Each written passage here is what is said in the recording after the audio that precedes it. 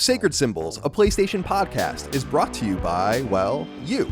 If you want to learn how to support our show, go to patreon.com/laststandmedia. Greetings and salutations. Welcome back to Sacred Symbols Plus, a PlayStation podcast supplement. This is episode number 105. My name is Colin Moriarty. I'm joined, as always, by my hoodie-wearing son, Dustin Furman, executive producer. Dustin, how are you today? I'm well. I discovered something that I was like, man, I can make it really cold in my studio room, and I love wearing sweatshirts. So I was like, I'm going to just make it freezing and then just wear long pants and a hoodie and pretend that it's cooler outside. Cool. Yeah, and, it's hot as hell out there. Right now. I know, it's bad right now. It's not too bad. It's like, well, it's 84. This Windows update recently added, at least to mine, this whole suite of weather things on my lower bar here. And so I'm always looking at that. That's nice to be reminded constantly that it's fucking hellscape when I walk outside my house. So I don't indeed walk outside my house. Now, Dustin, and this isn't going to matter much for posterity, but we are running a little behind on Sacred Symbols Plus just by, I think this will go up pretty quickly, so maybe just by a few hours, but we had some problems with some tech and just different things like knockback kind of messed everything up. So anyway, we're just getting back on track. No missed episodes as usual, so everything will be back to order very soon. But I wanted to do an episode, I don't know how long we'll do it, but we can go as long as we want to, about the blue box conspiracy, because I think we're going to arrive at a point where we understand one way or the other what this is in the coming weeks, I would assume, right? Well, you can tell me. And then I wanted to kind of draw a conclusion and look at this through fresh eyes for everyone out there that's interested in us diving deeper into it. And so what I decided to do is I asked Dustin to kind of just get together just the evidence, like what is out there that's compelling, that's interesting, and also the things that might suggest something else. And I wanted to look at it, not that I'm an impartial juror, I am certainly not in this regard. I want to believe. But I wanted to look at it as impartially as possible and kind of just reassess the evidence and see okay, we've talked about everything. Here's kind of the notable stuff, or here's the notable stuff. Let's say, do we think this is reasonable, or is it a conspiracy, or is it nonsense? Because I said on the last episode of Sacred Symbols that I just can't escape certain things about it. I just can't stop believing that something's up with it. And I want to see if at the end of the show that maybe our minds have changed. How does that sound to you, Dustin? That sounds good. It's I was telling you before we started recording, and I wanted to tell the audience that I have about 3 pages of very dense information that I've gathered over the last 2 days, and I feel like it's not enough just because there's so much stuff. And so we're going to do our best to keep things organized, but as the nature with diving into any conspiracy, it is going to be a little bit of a shotgun approach in some areas where we're just going to do our best. Yeah, it's pretty insane. So present to me what you think is, take it however you want. I want you to just kind of present the evidence, and let's just discuss these things one by one and see if they're relevant. I'm keeping notes on my handy dandy legal pad, as I always do. And sure, I'm ready to go with my pen. Here it is. Well, let's lay out the fundamentals first for maybe the audience. Maybe they've only heard what we've discussed on Sacred Symbols, or maybe they haven't. So let's lay the groundwork. We first hear about this game called Abandon, or a code name, a project name Abandon, on April 7th, 2021. This is a PlayStation blog post, and the author is a man named Hasan Kahraman. And in this blog post, there is a short video teaser of the game. And the game is described as this. It says, Abandon is a cinematic first-person horror survival set in a highly detailed open-world environment and favors a realistic approach to survival. And then they get into some of the story. Apparently, the main character's name is Jason Longfield. He wakes up in a strange forest and he has to fight for his survival. It's very page looking at Jason Longfield. So I'm going to make a really strange reference, but anyone who has played, they make the rounds every once in a while. I think it's Baseball Stars or some other SNK game where that sounds like a name that a Japanese man made up and put into like a baseball roster on an old NES game. You know, what is it again? Jason Longfield. Yeah. So like that's I don't know. It's Ethan Winters. Like it's just like Jason generic Longfield white guy name. I gotta find that. I gotta share that image of the baseball rosters in the old NES games and like how ridiculous they are. Anyway, go on. All right. So we have Abandon. We first hear about it April 7th on the PlayStation blog. So I want to stop you here. Important detail. I want to stop you here. This is something that I think we need. I'm going to underline it on my own notes twice. That's how important it is. The PlayStation blog isn't a democratically owned and operated, and I mean that in small d, democratically owned and operated thing where if you're putting a game on PlayStation, you get access to the PlayStation blog. It's not the way it is. In fact, I messaged one of the people privately that I know over there about getting a PlayStation blog posted, I think, about Twin Breaker, and it was just totally ignored by this person. So, and I know other people have been the same. It's not just that. So getting a post on the PlayStation blog, I think is a substantial, or not a substantial, it's a piece of information that I think is relevant. They don't guarantee that at all. Think about how many games come out on PlayStation 4, PS5, PSVR, and even Vita, and are never discussed on the PlayStation blog. They don't post even every day. So I think that's relevant. And I also think, if I might interrupt real quick too, Dustin, I think it being a PS5 exclusive is also incredibly relevant because we didn't have really open access to dev kits. I have one right here on my desk, but we just got them in the recent months. So for this person to be confident enough to go into this like that means he has some sort of relationship with Sony on multiple fronts, the hardware front and on the social media front, and maybe some sort of synthesis of that to work together. So I think that is interesting. Yeah. It's so the only other, I think, important details to glean from the PlayStation blog is they say our team is still unraveling the power of PS5, but we've made amazing progress so far. The console allows us to process high quality motion capture, all running at 60 FPS and rendered at a native 4K resolution. So that's something that's just interesting that they're already going out on a limb and saying that their game is running in 4K native at 60 FPS. This is not something that is easily done. Even in particular, like Ratchet and Clank doesn't run at 4K 60. Returnal doesn't run anywhere close. Doesn't it run at 4K 40 or something like that? Right, yeah. The best it can do is then now that 4K 40 mode. And even I don't think that any first-party PlayStation games are running at 4K 60. The only games I would expect to do that are like smaller games, but they're really talking up the graphics, which is very interesting because under this thing where they're talking about the PS5 is a screenshot, but we'll get back to that. Okay. And so they say, hey, it's going to be available on PS5 Q4 2021. So that's the announcement. Any questions? Any comments before the conspiracy begins? Yeah. So I mean, the conspiracy has already begun. Right. We've already gone in earnest, Dustin. Yes. The conspiracy has begun because, again, there's just three things that are weird about this. Actually, there's more than even that, but just, again, what we talked about, PlayStation blog access, PS5 access, and like you said, the resolution, frame rate, and all of that, something that first parties aren't even able to do with their games. But I know we're jumping ahead, but certainly what also makes it weird is that there was a trailer here, right? And like you said, and this was the Epic Unreal, or it's like Unreal Engine store assets and stuff like that, right? In the trailer. Right. So there's no way.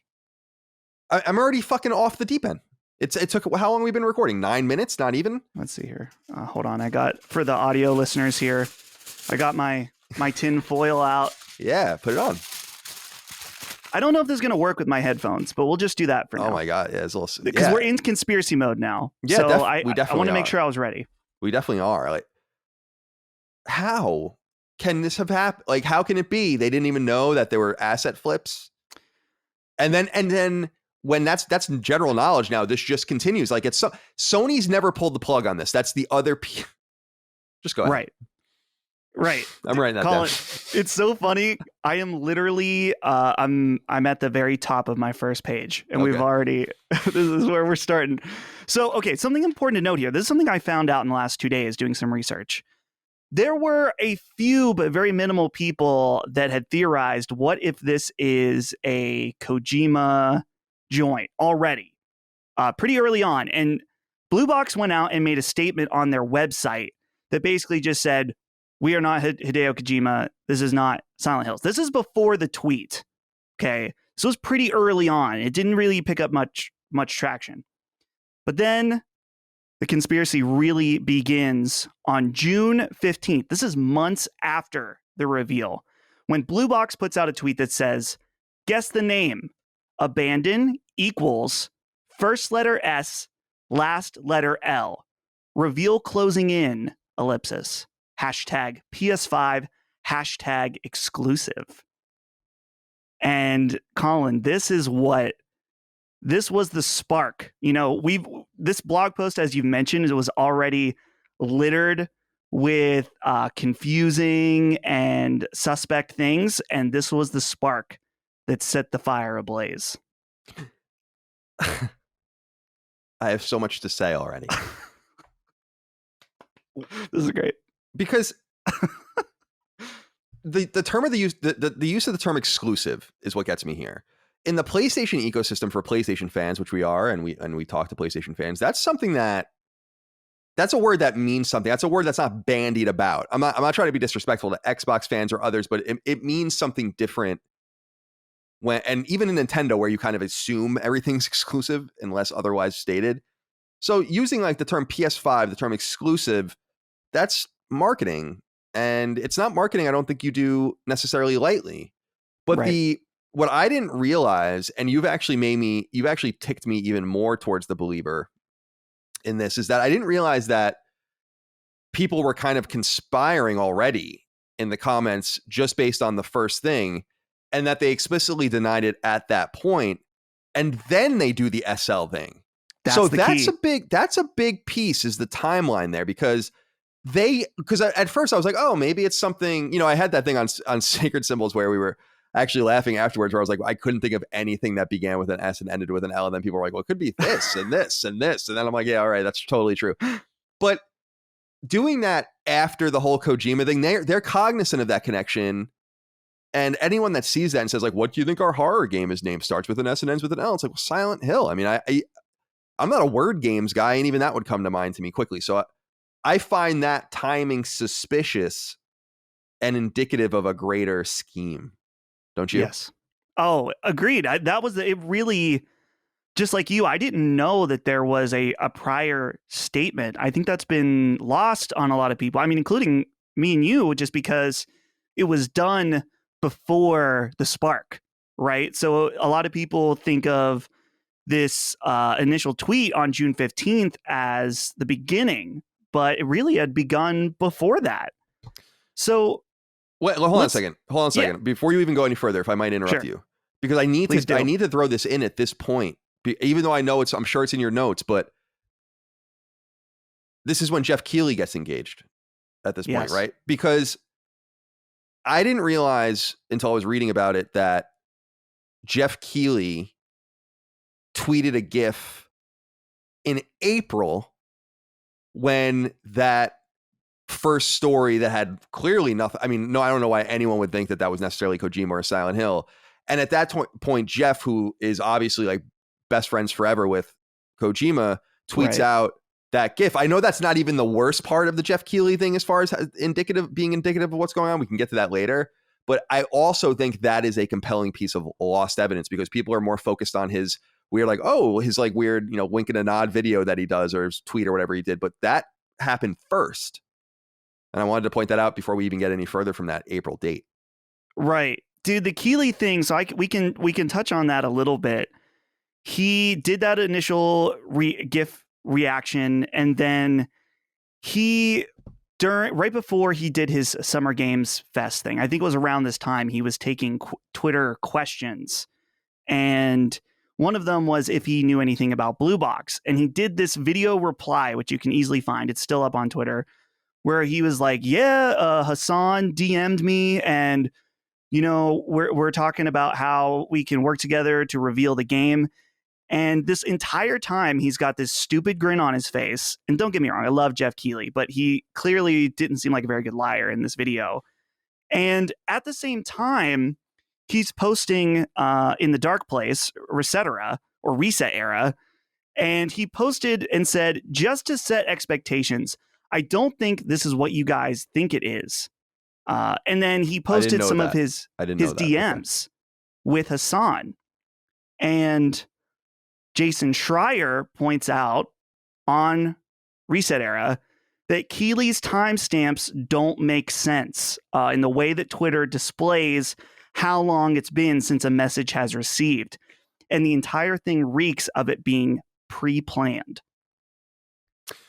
I'm right with that. I'm right. I mean, so on one hand, I didn't know that he went to Reset Era to deny it. But Jeff, I like Jeff too. Jeff's been doing nothing but nice to me and whatever. But he is a marketer and a showman. He is not even a media member or a journalist at all. I mean, I don't think he would ever consider himself a journalist, and I don't think he's really part of the media. He's an event coordinator, a well-connected host, marketer, a man with his finger on the pulse, a man able to introduce your game with great pomp and circumstance. And so he, I think, is kind of full of shit on this because he's been in. See, it's not that Jeff is like, pulling rabbits out of the hat all the time, and that's why you think it is. It's because they did this already. And everyone's kind of, I don't know if you're going to get into any of that, but this happened. And in going back and reading about Moby Dick Games and Phantom Pain and how quickly people connected that as well, and then they just lied about that too. And Jeff was in on that. So of course, it's not that Jeff is the arbiter of new games, which he sometimes is, and that is compelling in and of itself. It's that he is the arbiter of Kojima games. And God, isn't he in Death Stranding? Yes. So yeah, I mean, I find his whole dude, there are things posted, new games announced, random games, proclamations made every day. I don't see Jeff saying anything about almost anything. Right. So that's also the other thing, right? So this is I don't know. This is a huge like canary in the coal mine, I think. I agree. And something that's also important to consider about Jeff is that Jeff has had experience revealing a game, which I don't think he did anything wrong, but he was part of the No Man's Sky reveal that led off to the insane hype train, which I would put the blame at Sean Murray more than anybody. But I think that Keighley knows that he has a responsibility when it comes to showing off and helping reveal games, that there needs to be substance there. And so, as you mentioned, and we can get into this, the fact that like the abandoned trailer is an asset flip from the Unreal Engine store, like I just don't see like this would be, let's say Abandon is nothing and it is just this cheap game that somehow has fooled everybody, that has gone, the marketing has gone way wrong. This would be a bad look for Jeff, clearly. But he doesn't seem to have any concern about that, unless he just thinks, I like the mystery here and I can help feed into it. But I just don't see that being a smart move when people look to him as a bit of an arbiter or a conveyor of information that's worth listening to. Do you know what? Do you think that could have any truth to it? I agree. I didn't think about the No Man's Sky angle. I think it's somewhat relevant to the conversation just because, like you said, he's been what do we want to say, the progenitor of this hype cycle for that game that got out of control. It's funny you blame Sean Murray. I blame him too, but I actually blame Sony as well. And you know who else I blame? The games media as well, because I've said it before, but I remember being at that E3 and asking everyone, why are you so excited about this? It was the game of the year like 3 years or something at IGN. What? So the Phantom Pain and Moby Dick Games connection is interesting to me. And Jeff, I like the idea, and I wrote it down. Like, it proves Jeff needs substance so as to not be burned. And it would be a bad look, therefore, like you said, for him to get involved in this. I just think that Jeff almost gives the game away in some respect. Why would he give a shit? And why would he be like, oh yeah, Hasan Kahraman, no one's ever heard of this man, no one knows him. I gotta write this down too. Where are the people that know him? We had that weird video. Are you gonna get into that video from the other, like the port studio? Yes. Okay, all right. So I'll just, go on. Yeah. So real quick, June 15th, we talked about, they put out this tweet that was the spark that set off the fire. They quickly followed up that day and said, we wanted to set things straight. We have no relation with Konami. Silent Hill is owned by Konami. We do not have any relations with Hideo Kojima. It was never our intention to tease the name as Silent Hill. We sincerely apologize. And then 2 days later, they follow up with some strange tweets that just like are... it says company fact. Blue doesn't refer to the color. It refers to something else. Can you guess it? And then another tweet that says the correct answer is best level user experience. It stands for unique gameplay interactions with unparalleled user experiences. Those who are amongst the first ones to guess it will receive a DM shortly. And then on June 21st, they follow up again and they say, we wanted to answer the rumors one last time. We are a small indie studio with actual real people working on a passionate game. We want to do a live stream with a Q&A in where you can ask all the questions to clarify every confusion and rumors. We want to set expectations. Now, to be clear, that was June 21st. There has been no Q&A that has ever happened. So at this point, Colin, this is when I have my notes are called "The Fire Rises," where all of these strange details. Now, we had once called this the smoking gun, and that is the fact that if you go to Google Translate and you put in Hideo from Japanese to Turkish, which is Hasan's nationality, it perfectly translates from Hideo to Kahraman. I don't understand how that's even possible. Listen, I'm just going to say this. Wouldn't it be, and I think I said this on Sacred Symbols, wouldn't it be such that you would have to ignore all of the facts placed before you to believe that this is just somehow a coincidence? Like, I'm totally willing to be burned by it because I just can't force myself to believe that there isn't something here because of all of this. It's just so, I know that we don't want to believe that these kinds of things can be true, and maybe it's not true, but my mind, in other words, Dustin, I'm not saying it very eloquently, but my mind cannot operate in such a way that I can shut this off and be like, well, no matter what you say, it can't possibly be. It's just too weird. And that was the thing that really, I totally forgot about the whole name thing. I mean, that was what set me off to begin with. Yeah, dude. So here's what I'd like to do for this next little part, Colin. I have a list of different evidence, or I guess we could call it evidence. If you find something interesting, interrupt me. If not, I will just continue to read. Okay. This won't take too long, but okay. I wanted to just compile all of the fringe theories here. Okay. So Google Translate Kojima, or it's Hideo. It goes Hideo to, and then Japanese to Turkish, and you get Kahraman. Kojima has a history of fake studios with both Moby Dick Games and the 7780 studios that he did for PT. Blue Box's previous game, which was called The Whisperer, a paranormal investigation game, has a logo with a black ink handprint and has been handed off to another company called Create Q Interactive, which, by the way, has no digital footprint online. The game is now called The Haunting and is out in early access on Steam, and it's supposed to be terrible. Blue Box has no saved trademarks, but the trailer says that they do have trademarks. Blue Box's logo is very similar to PlayStation Studios in that they both feature a box, and they basically have the same font. I'm not sure if it's the exact font, but it is damn well close enough. There are no other known employees of Blue Box Games outside of Hasan Kahraman. Stop. this is something we have to talk about, because I don't. How is this still going on? How does this connect to the video from the other studio? That's, you know what I'm talking about? Yes. All right. So how does that connect? The other studio that did a video is called Noir. Now, Noir is a known, they're basically like a studio that you bring in to do art and assistance on stuff. Their title on their website says Noir Studio, Art Outsourcing Studio.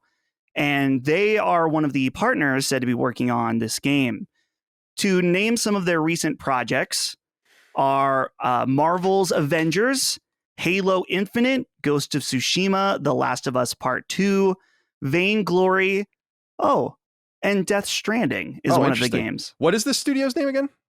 Noir, Nuare. Nuare. Okay, so they're an expensive boutique for hire studio that works on AAA games. Hasan Kahraman, who no one's ever heard of, gets a PS5 exclusive with its own app and all this other shit that we'll talk about. And Sony believes in this asset flip so much that they hire another team with AAA bona fides to work on it. But it is just an asset flip from the Unreal store. I don't understand how that's even possible, and seems to be part of the conspiracy, because they can say like, well, people in the industry would know these guys. Here's these guys, but it's just a distraction. Do you know the answer? Have we ever heard from anyone credible who has worked with or met this man? No. Dude. No one has met him, but people have talked to him either via email or even over voice on the internet. All but right, so there are no known people that have ever claimed to have met and worked with Hasan. That I know of, at least. I don't understand this. No one has met this man. No one knows. I mean, yeah, voice, whatever, but it could be an actor. I think you were the one, or maybe Chris was the one who said that in these various pictures. I know Chris's whole thing is that he thinks he's just too good looking, which is interesting too. But I am compelled on the other side that it seems like he has a path. Like, people have said that he posted before anything was even announced under this name or on the Unreal forums, like the dev forums, and that his name, I guess, has popped up on Twitter, having been registered before I think even PT was revealed, right? Right. So that's the stuff where I'm like, what do you make of that? So there's been a lot of theories about, like, maybe Hasan or maybe Blue Box was a real studio that was operating and had a few unsuccessful projects that they were either working on or had moved on from. And Kojima came in and bought the name and made a deal with these guys in order to do this. Or even, just not even Kojima, someone, Sony or something. Just because this comes back to what I said a few minutes ago about their previous game called The Whisper, a paranormal investigation game, having the black ink handprint, was handed off to another company that is also completely an unknown called Create Q Interactive. Let me just real quick, I'm going to put them in Google and see what comes up. God, I'm just like furiously writing notes over here. I got to put these up maybe later and just show people like how insane all the things I'm writing down are. So, but like, they handed off a game to somebody that was already not successful, and now it's just kind of like hanging out on Steam Early Access. Like, and that's something we haven't brought up yet, is that their failed Kickstarter in 2015, that it doesn't really seem like I had it. I know you can see it on Kickstarter, but like, it didn't really gain any traction at all. So that's the other thing, is like, Sony is working out some kind of deal with this studio that had a failed Kickstarter in 2015, and that's supposed to be believable in some way. Like, there's no known there's nothing of note that Blue Box has done at all. In fact, not only is there nothing that we know of that they've done, we don't know anything about them. We don't know who this Hasan is. No one claims to know him or be friends with him. No one is claiming to work at this studio. Nothing. But yeah, I'm just writing down my notes. Sorry, I'm like in real time. So many notes. That's okay. I can keep talking. Yeah, keep going. Yeah. So let's see here. I'm trying to figure out where to go next with this. Okay, so I left off at no other known employees of Blue Box. Konami around this time started teasing a special Silent Hill merch drop, which seemed to not really go anywhere. The merch came and went, and it didn't really seem to be connected to anything. Let's see, we covered Jeff Keighley. In the trailer, it says, "Kill all trespassers" on a wall. And there are two letters that are obscured by a tree. Of course, they are P and T. I'm not totally sold on that. That to me, I think, is looking for something. It's maybe that is like, maybe there'll be this big expose and they'll be like, yeah, that was what we were trying to tell you the whole time. And I was like, oh, but right. To me, that one has never really moved the needle very much. No, I agree. In the new Death Stranding trailer, Sam has a backpack with the Netherlands flag on the back, which is where Blue Box is supposed to be from, but also is where Gorilla, of course, is from. So that could also mean nothing.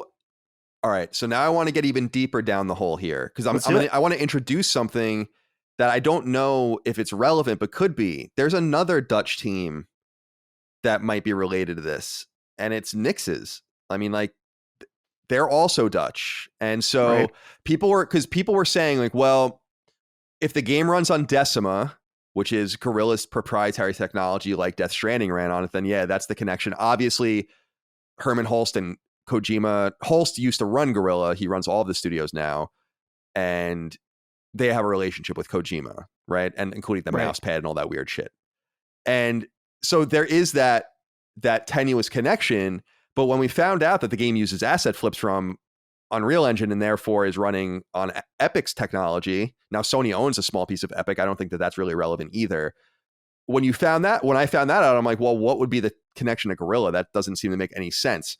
There's two other things that came to mind. Either Nix's, which we found out about later, has something to do with this, which would be kind of cool, because it could be like Nix's is a for-hire port studio that Sony now has in their family, and it could very well be nothing. But maybe that has something to do with it. But I think the bigger question is, and this was kind of the thing that I don't see a lot of people talking about, which would be even funnier, is like, what if this is Gorilla's game? Like, why is that so hard to believe? I know that they're working on Horizon, but that is a big ass team, man. That might be, outside of Polyphony, maybe their biggest team. So have you considered that it could be a Gorilla game? It has crossed my mind, but I don't feel like other rumors about what they're doing lines up with that. In particular, we've heard about them. Obviously, they're working on Horizon Forbidden West. And then the other thing was about them hiring the Rainbow Six Siege people. So that doesn't exactly line up to me. But of course, I mean, it could be possible. So then, I mean, reducing it all to its essence, then we have to agree that minus the Decima connection, minus the Gorilla connection, minus the Herman Holst connection, minus the possible Nix's connection, that the only other Dutch connection that would make any sense from Death Stranding to blatantly put a Dutch flag on Sam Porter Bridges' backpack for all to see. It's not even like you have to like zoom in. You remember at IGN we used to do rewind theaters and you like zoom in and it's just there. I don't understand how else to translate that. And when I saw that, I think I texted you or whatever. Something happened where I was like, dude, like that was the one piece of evidence I actually saw in real time. I remember where I was like, why the fuck is there a Dutch flag on his backpack? It's just very strange. Right. So certainly that is a valid connection, I think. Yeah, for sure. So something that I think is important to mention, and I'm going to have to say this lightly because this is something I was discovering probably 45 minutes ago before we started recording, is there's a YouTuber named MGB who's actually probably a lot of our audience are aware of him because he does PlayStation content, I think exclusively. I believe he's one of the few people in the industry to talk to Hasan. He doesn't know him, but he's talked to him. And he said that Hasan said that the original trailer was rushed and cheap because Sony demanded something to show the game. This doesn't make any sense. No, that's nonsense. Because I think Jason Schreier also said, didn't he also say, someone said that they talked to him and nothing that was being said makes any sense. Sony wouldn't do that. Right. Sony wouldn't do that. Sony wouldn't ask you for just, they delay their own $100 million games. Do you think they give a flying fuck about this game if it's just someone else's game? Ken of Bridge of Spirits looks amazing, and we've still seen like 20 minutes of it total on anything that they've ever done. Why would Sony care? That just doesn't make any sense. So this guy, I mean, I don't want to say these people are being played for fools because I think they're reporting what they're being told. But that doesn't fly for me. What was this person's name? I just want to make sure I'm writing the name down. His name is MGB, which to my understanding, I was checking out his channel before we were recording, and he's kind of like, he initially was on board and then he was trying to calm his fan base down a little bit because he didn't know. And then I think he went back and was like, I may have been a pawn in this ARG because I don't know what's happening anymore. I think he was.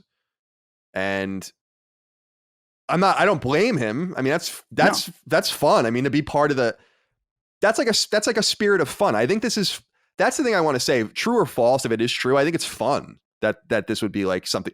This is what I think Sony is missing. If this comes out and like Sony had been masterminding this and patiently doing this that's fucking awesome. That's way cooler than anything that anyone's been doing in the space for a long time. So that's almost why I think I want it to be true. But it seems like this NGB, is that what his name is? The MGB. Yeah. So I think he was an unwitting maybe person that was taking part of this. It's also possible he's in on it. Right. And I also want to say this because I do think it's an important thing about fans and expectations and all of that. My whole brand is being honest about how I feel about things, good, bad, or indifferent. And it's up to you to take the information that is presented to you for you to read and research and do all that. And we present a lot of it on the show to make your own decisions. So I don't know if this is true or not. I'm just saying, I don't think you're foolish necessarily for believing one thing or the other. It is part of the fun of covering games, part of the fun in all the seriousness and direness and politics and all the things we get into and economies, and is this sort of wild goose chase. So I say enjoy it for what it is. For sure. I'm almost through the list here. Hasan Kahraman has the same initials as Hideo Kojima. Blue Box tweets in the middle of the night in the Netherlands. Yeah, I think that this is a relevant piece too. Now, it's not to say that that's impossible. It's just people are night owls. A lot of game devs and people that work in this industry do things at night. I mean, I do. I'm the same way, but you have to be cognizant if you're any sort of marketer, any sort of anything at all. That's not how it's done. And these happen to be during the daytime or during the working hours, typically in Tokyo. So I actually think that the whole Twitter connection is germane. Do you? Oh, yeah, for sure. And it's not consistently at a strange time, but it often is. Like when which we'll get to this, when they announced the new date for their trailers app, it was at 7:22 p.m. Eastern, which is not a time for you to announce something. It's after midnight. Right. In the Netherlands. But even if you're like, I'm just trying to think like maybe they're like, okay, let's appeal to PlayStation's primary audience in the US. 7:22 p.m. Eastern time is not a time that you want to post a big announcement tweet. Like you want to do that probably around noon. That way when people log in after work or something like that, the tweet is there for them to see. So, and let's see some of these other ones. 4:25 p.m. Eastern, 7:35 p.m. Eastern, 7:21 p.m. Eastern. It's just Strange. All right, so let me ask you this now as we're getting further in. Has at any point, as far as we know, Sony or Konami said anything about this? Because you would think Konami, being a stick in the mud as they are, or have been for some years now, would think that they would be like, we don't want anything to do with this. Everyone hates us enough. So we have nothing to do with this. But they haven't done that. Now, no. I was talking to Jaffe on his show last week, and we had both agreed that we think Bluepoint's making Metal Gear. Now, Bluepoint's essentially a Sony studio. It's in the second party. So you would assume that is going to be a PlayStation game, and therefore the tethers are set here. Now, I think the most extraordinary part of this, the most extraordinary, exciting possibility, let's say, of this, is that Sony is acting as the bridge or the handshake between Kojima and Konami to get this done without the sides having to kind of bury a hatchet with each other. Or maybe they have buried the hatchet with each other. But I think that's a compelling part of it too, is that, so has Sony or Konami ever said anything? No comment at all from Sony or Konami in any way. The only connection that I'm aware of to anybody that's more official is Hasan posted an initial video, which is now just memeable. It's great, of him basically saying, I'm real. I'm Hasan. I wanted to show you I'm a real person. Lockmort did a great one in our edit with the new Defining Dukos. Ben and I totally spoofed this. It was really great. But he did this video saying that he was real, and it was liked on Twitter by the Kojima Productions account. And someone on Reddit said it was liked for about 12 minutes, and then it was unliked. So this could mean a bunch of things. Could they have saw it and liked it as we're affirming that what Hasan is saying is true? But then they thought about well, maybe people will read any action we do as confirming or not confirming. We don't know how people will read it. Right. Let's unlike it. Or maybe they just did it to fuck with everybody because they know everyone is analyzing every detail. So what about, all right, so you have more. Do you have anything else? Because I have a few things I want to ask. This is something we talked about on Sacred Symbols. Hasan's PSN account, this is it. Sneaky Warrior, has a game in its history called Siren Head. Now, people have been speculating about why Siren Head. Siren Head is a internet horror meme, basically, this character. He's kind of like Slender Man. But where people want to make the connection is that Junji Ito has been on YouTube. He was interviewed and talking about he was being shown different online creepy pictures and stuff like that. And he was discussing Siren Head, and he was saying that it was his favorite, and he thought that Siren Head was fantastic and creepy. Junji Ito also has made comment that Kojima has reached out to him to collaborate. And then after he made that comment, rumors started to spread, and he since then has backed off, saying, I shouldn't have said that. He had just reached out to me as we should work sometime, not on we should work on a specific project. A little bit of backpedaling that felt kind of odd, but people are making that connection. So, Colin, you're aware about how the PlayStation, or somewhat aware about the PlayStation backend. What do you think about this game, Siren Head? Well, so first of all, there are a lot of scrapers working out there trying to find things on PSN, and I don't know that anyone scraped, any of the different services that reveal things, like the scraping that revealed the Demon Souls on PS4 object, for lack of a better term. And so back in the PS3, and a little less in the PS4 era, but back in the PS3 era, everyone worked on debug units to play games early. And you would get discs, or you'd get these weird USB things, and you put them in like dongles. And then in the PS4 era, games started to appear on PlayStation Network in the back end that people wouldn't necessarily have access to. And this happened with the Tomorrow Children and a few other games where there would just be random alphas that would pop up, and they would be in your download list forever, but you can never access them after a certain weekend or something like that. So I think with the PS5, it's gone even more accelerated, where now people are getting access to builds that are uploaded natively to the same PlayStation Network that everyone sees. And one of the repercussions of that is that you can see what people play. But that feature can be turned off in debug. It doesn't have to show up there.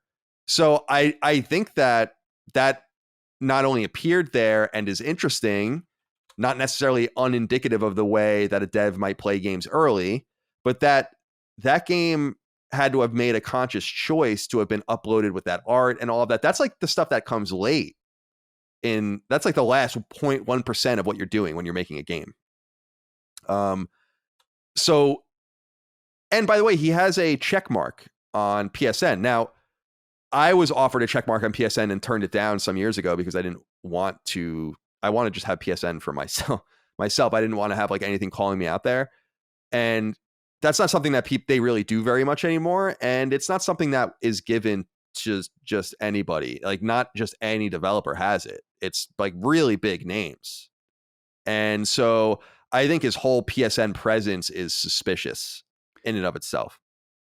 So people have really looked into his account, and I don't know what to make of this, but apparently after one of these tweets, which I can't remember which one, it was shown that he was playing the game Telling Lies, which the interesting connection there is that that game is directed by Sam Barlow, which is the creator of Her Story and also Silent Hill Shattered Memories.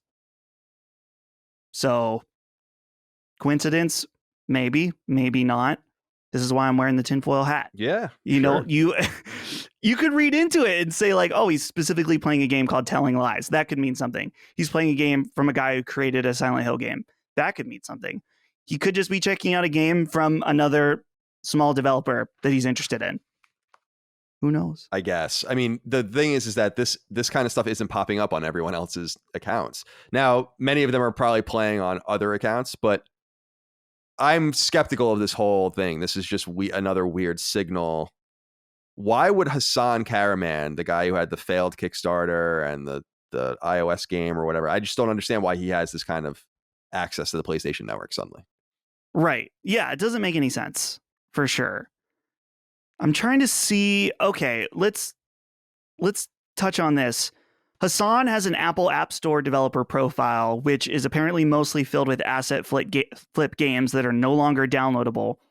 The only one that is slightly interesting is there is a fitness app called Go Fit XL, which you cannot download anymore.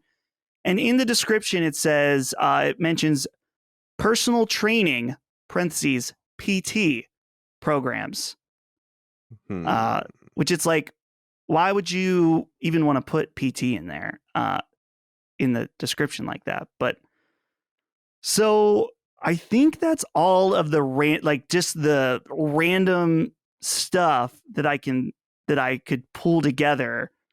Now there's other details that we didn't mention, like the video from Noir, that the support studio has a weird clicking in the background, right, which makes no sense. But is the clicking noise, is it like Morse code or something?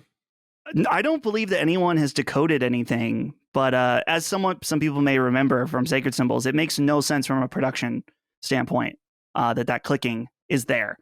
Someone should have caught that. He's wearing a lavalier mic. Does he have a clicking pacemaker or something attached to his chest? I don't think so. So that's odd. Oh, and by the way, another weird thing about Noir. They, around the time of posting the video with their little update, unfollowed most of the people that they follow on Twitter. They only left 10 people followed. One of them being BB Games, Blue Box, and the other one being Kojima.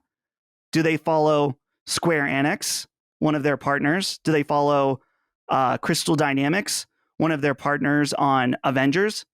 Nope. They were left out, which is a more recent collaboration than with Kojima on Death Stranding. So just a bit of an odd. Yeah, that is odd. Choice. That is odd. Where do you want to take this next, Colin? We could go to where we are today, or if you have other rabbit holes you want to go down. No, where are we now? So here's where we are now. Oh, so the app was scheduled to come out and it didn't. They delayed it from a Tuesday to a Friday. When the Friday came, Hasan made a video saying it's got to be delayed. The team is stressful and tired. It's getting delayed till August because there's bugs and the localization isn't complete. This is a little bit odd just because when they initially delayed it, it was from Tuesday to Friday. And that's not very long. That tells me if I was, I mean, I'm not a developer, but a few days is a lot different than over a month. So either this was extreme looking at your project and being like, oh, we only need a few days, and then realizing like, oh, we need a few months. But I just feel like that was weird. They went pretty much quiet after delaying the app for a few weeks. And they eventually came back with these two tweets, and this is where we are today.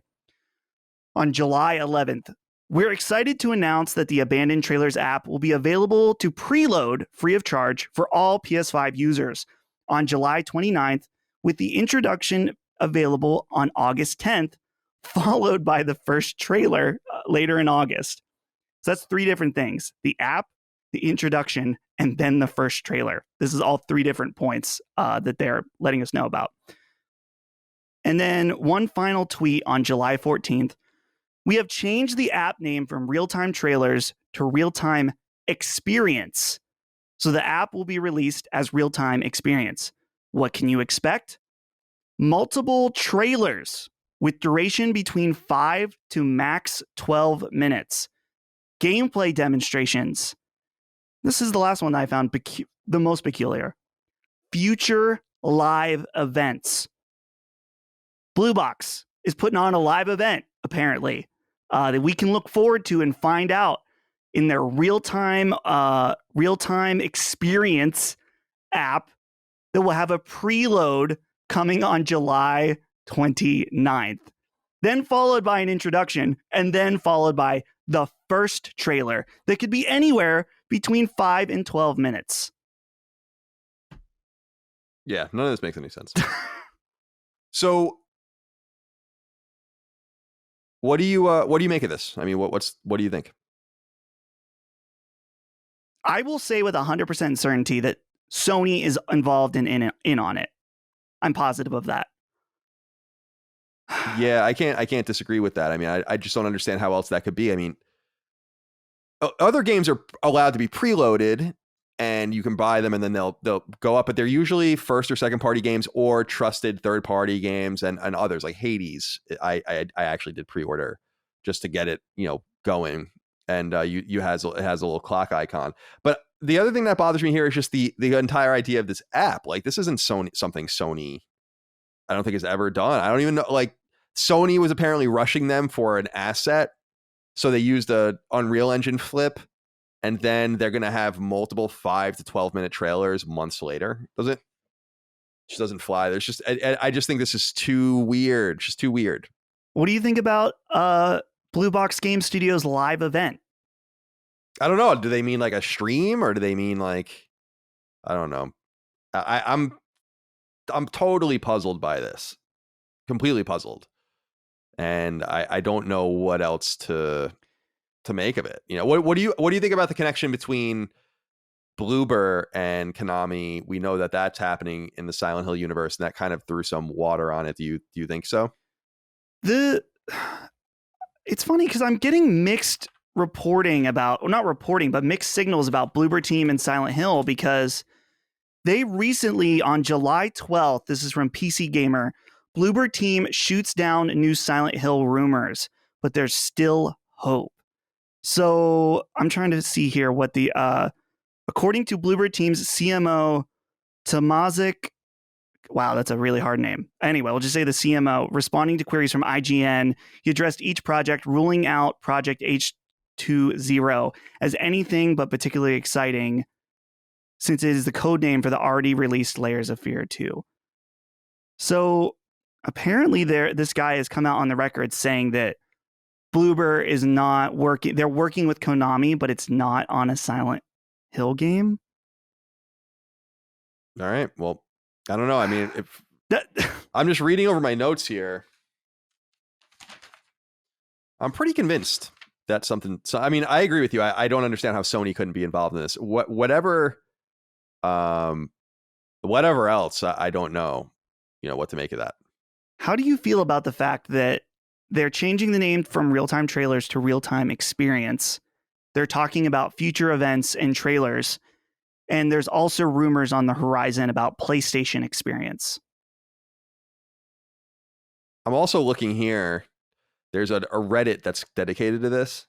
Oh, yeah. And Shuhei Yoshida, someone tweeted at him saying, "Are you going to highlight Abandon from BB Game Studios soon, as it is one of the most intriguing indie games?" And Shuhei responded with like the little emoji, like scratching its chin or Yeah. whatever. So yeah, we'll see. I don't know. It's quite. I think it's quite compelling, personally. Yeah. Shout out to those Reddits. In particular, there's a user named I am not Paul Paulson. He wasn't the only source I used, but he has a pretty extensive timeline that has even more stuff. So I drew a little bit from his, and then there's of course articles. What was the main one you used from the site? Wasn't Dual Shockers? Oh, Push Square maybe was. Maybe it was Push Square. Yeah, Dude. I was going. Everyone has a different angle to this, which is really interesting, and to the point now where there are some people that it makes them angry when you do this speculation. It's become like I don't want to say a virtue point on Twitter, but it kind of has. Like some people are like, leave a Blue Box alone. It's like leave Brady alone, leave Blue Box alone. They're just trying to make a game. I'm like, dude, they haven't done themselves any favors. You agree that this could be over easily? I agree. I'm just totally. I'm just looking through like the PlayStation blog video teaser, getting access to that, the Hasan Kahraman name thing, 4K native 60 frames per second, PS5 exclusive, the denial, then the tease of SNL as a PS5 exclusive teased again. Keeley tweets out a GIF and then he does a video reply. He goes on Reset Era and denies it, but the timestamps of the DMs he shows don't really make any sense and the DMs are suspicious. Moby Dick Games, and Phantom Pain, and of course, like you said, they did the same thing with PT, having a replicate sort of studio or a shell studio. Jeff obviously has this connection to Kojima and all of these reveals, so his willingness to participate is pretty loud. They deny it again. They apologize and deny the connection to Konami and Kojima, but Konami and Sony have nothing to say about this. They promise a Q&A on June 21st. They deny again that they're connected with just a small indie studio, or they are just a small indie studio. And The Haunting, what is the game, the PS Studios and Blue Box logo similarities, the whole thing with Noir, which is an expensive for-hire studio that works on AAA games, is now working on this random game from this random person that no one has talked about. The clicking on the video that they put out. Why has no one met Hasan Kahraman? Why does no one seem to know Hasan Kahraman? Why can't he point to any actual products other than these random failed Kickstarters and some iOS games that he's ever purportedly worked on? Where are all of the people that are working on this game? Where are the employees of Blue Box Studios? Why is there a Dutch flag in the Death Stranding trailer on Sam's backpack? Is it a connection to Nix's or Gorilla or Decima? The game is running on Unreal Engine, so it is not connected to Decima. Is it a Gorilla game? Who knows? Probably not. So it's probably unrelated to that proprietary tech. And of course, Blue Box is in the Netherlands. We have this whole thing with this YouTuber being part of the ARG, the timing of the Twitter account, and most of the Twitter posts it's just bad marketing or unwittingly stupid to do something like that. Let's see. Koji Bro likes and unlikes the Hasan tweet. Sony would definitely have at this point squashed this. They never let things get this out of control if they were unconnected. Hasan Kahraman's Sneaky Warrior PSN account, playing games like Siren Head and others. He's playing games that don't publicly exist. There's the whole Junji Ito connection with Kojima and the art from that. We have the Go Fit XL PT training iOS game that's no longer available. Yeah, I mean, I don't understand how you can look at stuff like that and other pieces of evidence and not be like, well, this is totally normal. I've been covering games for almost 20 years. I've been playing them for over 30. I'm not new to this. I'm not saying that it's something exciting or spectacular, but it would be shocking. And that's what I had mentioned earlier, Dustin. It's like, it would be shocking if this wasn't something. Because how can you look at all of that and be like, well, oh, no one knows him? Oh, well, no one's ever known a game that he's worked. No one's ever, where are the rest of his team? Where's this team? Oh, he had a failed Kickstarter that made $100. Sony then gives him the millions of dollars that would be required to hire a port studio or help at a sophisticated ghost studio. I don't know about that. It's a little strange. And then, of course, like I just said with the Yoshida thing, I think we're going to find out that there's way more to this. I mean, this just has to be way more to this. Just has to be. It has to be. If there's not way more to this, I'll be shocked. I don't know. I don't know how this can be just this self-contained thing. I'm not crazy to think that. That's kind of what I wanted to say is like, I don't feel like it's crazy to say like there's something up. Yeah. That's the thing is that I don't know how anyone could, let's just say someone listened to all of the evidence presented here, which I think some of it is stronger than others, of course, but the sheer amount of it is enough for me to be 100% positive that something is up. I may be wrong. Again, the one thing that I do not want to say with 100% certainty is a Kojima Konami connection. I feel like it's leaning and pointing towards that. But I'm not, I don't know. I'm not as sure about that, but well, I'm not so sure about that either. I can say, like you say, with certainty, like there is more to this. Sony is somehow in the know on this. And right. I feel like the Kojima references are so incessant and obvious as to be completely unavoidable. The Dutch flag in the Death Stranding trailer. By the way, Kojima claiming that he didn't even edit that trailer himself. So if that's true, then which could be, he doesn't own the game. They don't have to ask him permission to do anything they want with it. But then someone at Sony puts the Dutch flag in. I mean, that makes it even weirder to me. So now it could have just been a wink and a nod to the Knicks' acquisition or something, but they have to know better than that. And that just doesn't make any sense. So yeah, I'm of the same mind. And people are kind of trying to calm the audience down. And I don't care what you believe whatever you want. I'm going to believe that there's more to this until I'm shown otherwise. Sometimes I'm right about things. Sometimes I'm wrong about things. But my whole point is, certainly you can't look at this host of evidence and say, well, I don't know how you drew that conclusion. It's very similar to my whole, well, it's not very similar, but it's somewhat similar to my whole like Bethesda games. I feel like they were going to continue to come to PlayStation. It's like I was wrong, right, about that. Mm-hmm. But certainly you can look at what I was saying and be like, well, I can understand how you drew that conclusion. That's what I think is important for people when they make some sort of some sort of line in the sand. This is what's happening. This is how it's going, sort of thing. I don't know any more than that. I don't know if Konami's involved. I don't know if Kojima's involved. I do know Sony's involved. Definitely. And there's just, the more they try to answer it, the worse it gets. And I think they know that. They're not stupid. They're annoying, but they're not stupid. I don't think. At Sony. So, Dustin, good work. Thanks for getting all that together. That was a fun episode. Yeah, like I said, there's even section in my own notes here that are not worth going over now, but there's even more out there. If this episode has tickled your fancy at all, the truth is out there. The foil cap shall go down for now, but I will keep it ready for the next update. I will actually leave this here on my desk for the next time we talk about Blue Box on Sacred Symbols. The hat's coming out. Please do. That would be great. Well, I appreciate your hard work, and I appreciate all of you out there for your love, kindness, and support of our show here on Patreon. And let us know what you thought.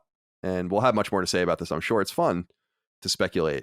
And I feel, Dustin, I'm glad you brought up the whole, like, leave them alone sort of. I understand that if it's like really this thing that's gone out of control, but I feel like if that is the case, this person has contributed to it so greatly and so foolishly with no assistance from anyone that is working in the industry that you're just walking into that brick wall yourself. That's not really my problem. My job here is to kind of look at things in the PlayStation world, and this is a huge thing. So I totally disagree when people are like, we shouldn't talk about this or we shouldn't speculate. Well, why not?